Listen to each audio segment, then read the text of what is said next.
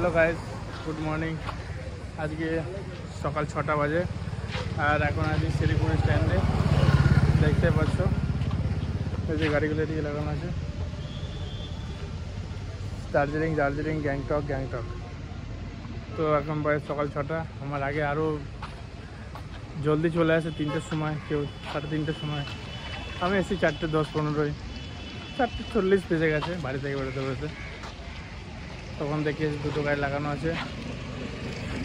আর এই যে এটা হোটেল হাইটের সামনে শ্যামলী বাসটা আছে, ওই দিকটা দাঁড়ায়। তোমরা যদি কেউ মনে করো যে আসতে চাই এখানে, অবশ্যই এসো। ভিডিওটা খুব ভালো লাগবে, আর ভিডিও ভালো লাগলে লাইক সাবস্ক্রাইব অবশ্যই করে দেবে গাইস। এটা যে প্রিপেড পুলিশের সামনে আমরা আছি।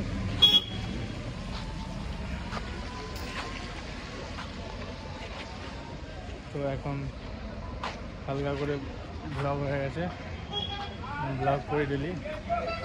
আর কালকে ভিডিও ছাড়া হয়নি গাইস, আজকে থেকে ভিডিও আবার ছাড়বো। লাইক শেয়ার করে দিও।